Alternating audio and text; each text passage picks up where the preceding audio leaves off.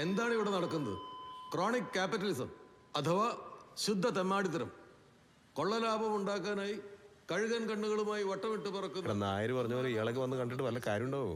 പിന്നെ നായർ പറഞ്ഞല്ലേ ഇന്ത്യ പോലെയുള്ള മൂന്നാം ലോക രാജ്യങ്ങളുടെ ഗവൺമെന്റുകളെ സാമ്പത്തികമായി വിലയ്ക്ക് വാങ്ങിയിരിക്കുകയാണ്. പൊതുമേഖല നശിക്കുന്നു, ജനങ്ങൾ പട്ടിണി കിടക്കുന്നു. ആ പറഞ്ഞാല് കറക്റ്റാണ്.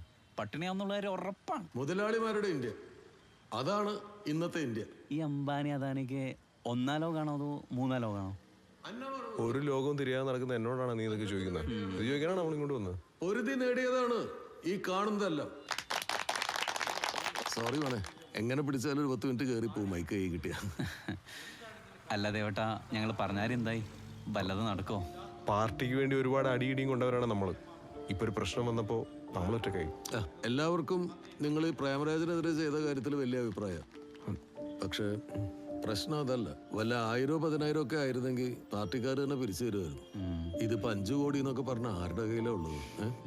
നീ എന്റെ പ്രസംഗം കേട്ടതല്ലേ? സാമ്രാജ്യത്വത്തിനെതിരെയുള്ള പ്രസംഗം. നമ്മുടെയൊക്കെ കൂടെ കയ്യിൽ ചോളയുള്ള ആരെങ്കിലും നിൽക്കൂ? ഞാൻ കേട്ടത് 30 ട്രാൻസ്ഫർ വിത്ത് പ്രൊമോഷനാണെന്നാ. അതും പുള്ളിക്കാരുടെ സ്വന്തം നാട്ടിലേക്ക്. നിങ്ങളൊരു കാര്യം ചെയ്യ്, എന്ത് കളിയെങ്കിലും കളിച്ചിട്ട് ആ പെണ്ണുമ്പിള്ളേനെ സോപ്പിട്ട് അവരുടെ കയ്യും കാലും പിടിച്ച് നിങ്ങളുടെ സൈഡിലേക്ക് കൊണ്ടുപോകാം. കാലൊക്കെ പിടിക്കാന്ന് പറഞ്ഞാൽ അതൊരു പോലീസുകാരിയുടെ അധികാരത്തിന് മുന്നിൽ മുട്ടുമടക്കാൻ പാടില്ല എന്നല്ലേ നമ്മുടെ തീരുമാനം. നീ മുട്ടുമടക്കണ്ട, നീ നേരെ അവരുടെ കാൽക്കിലേക്ക് കമന്നടിച്ചങ്ങ് വീണാ മതി. അപ്പൊ പ്രശ്നം തീർന്നില്ലേ? മുട്ടുമടക്കണ്ടല്ലോ. എന്തേ നോക്കിയാലോ?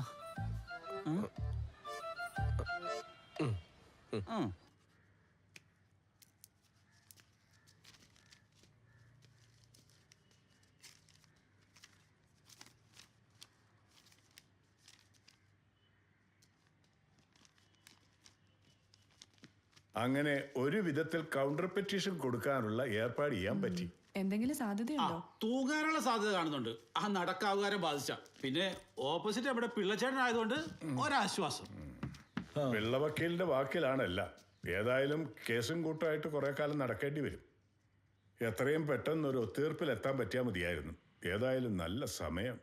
അത് പറഞ്ഞപ്പോഴാ ഓർത്തെ, എന്റെ പണി തെറിക്കാനുള്ള സമയം ആയാവോ? ഇന്നാണെങ്കിലേ കൗൺസിൽ മീറ്റിങ്ങിനും പോയില്ല. ഒരു മിനിറ്റ്. ചെല്ല. അവനോ ഒരു അന്തവും കുന്തവും ഇല്ല. നിനക്കെങ്കിലും എന്നോട് ചോദിച്ചിട്ട് ചെയ്താൽ പോരായിരുന്നു ഇതൊക്കെ. കക്ഷി ചെയ്യുന്നതിൽ എന്താ തെറ്റെന്ന് ഒരിക്കൽ എന്നോട് ചോദിച്ച ആളാ ഇപ്പൊ ഇങ്ങനെ പറയുന്നത്. അവന്റെ സ്ഥാനത്ത് ഞാനാണേലും ഇങ്ങനെയൊക്കെ ചെയ്യൂ.